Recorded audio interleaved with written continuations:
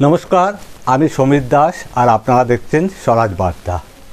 आरजीकर हासपाताले डाक्तारी छात्री पड़ुआर खून धर्षणेर घटनार विचार चेये गोटा देश सह राज्य जुड़े नागरिक समाजेर जे बहमान स्वतःस्फूर्त प्रतिबाद आंदोलन चलছে ताते এই তথ্যটা আসলে প্রস্ফুটিত হলো যে দেশটা আসলে আমাদের অর্থাৎ দেশের নাগরিকদের, কোনো রাজনৈতিক দল বা কোনো নেতা নেত্রী বাবার সম্পত্তি নয়।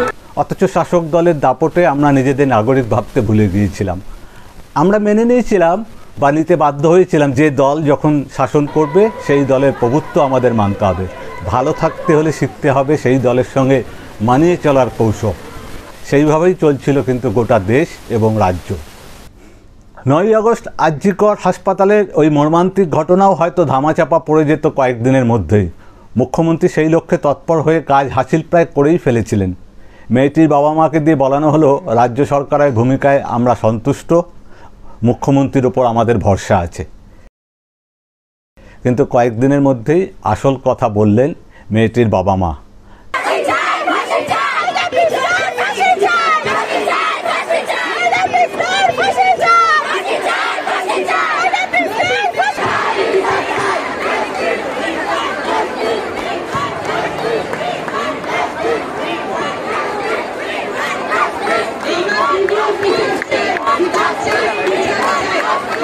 তারপর আমরা 14ই আগস্ট রাতে দেশ জুড়ে ওই স্বতঃস্ফূর্ত আন্দোলনের ছবি দেখলাম এবং তার পেছনে অবশ্যই 5ই আগস্ট বাংলাদেশের ছাত্র বিপ্লব থেকে পাওয়া সাহসের ছোঁয়া রয়েছে, মানতেই হবে।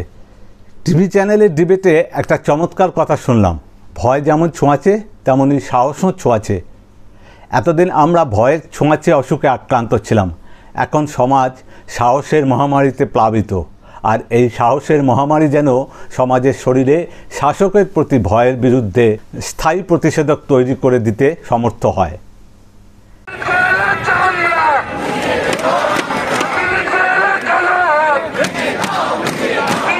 সেই কাজ যে শুরু হয়েছে তার প্রমাণ মিলল আরজিকর হাসপাতালে জুনিয়র ডাক্তারদের লালবাজার অভিযানের সময়।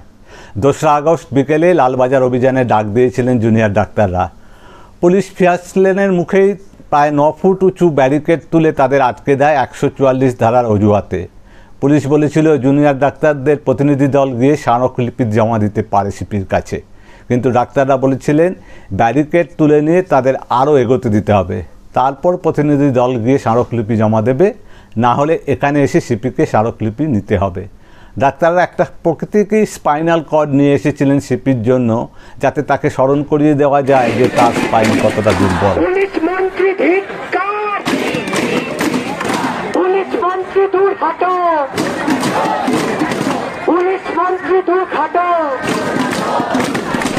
শেষ পর্যন্ত ছাত্রদের দেওয়া প্রতীকী স্পাইনাল কর্ডটি সিপি গ্রহণ করতে বাধ্য হয়েছেন।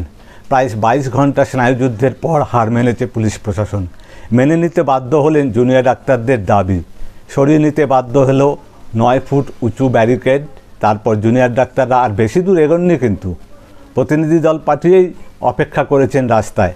আসলে লালবাজার দখল করতে তো তারা চাননি, তারা চেয়েছিলেন পুলিশের দম্ভকে গুঁড়িয়ে দিতে। ছাত্র প্রতিনিধির হাত থেকে তার পদত্যাগপত্রের দাবি নিজেই গ্রহণ করতে বাধ্য হলেন বিনীত গোয়েল। এই আন্দোলন শুধু ভাঙার নয়, গড়ার সেই নজিরও রাখলেন ছাত্ররা, নিজেরাই ঝাঁটা হাতে সাফ করে দিলেন রাজপথ।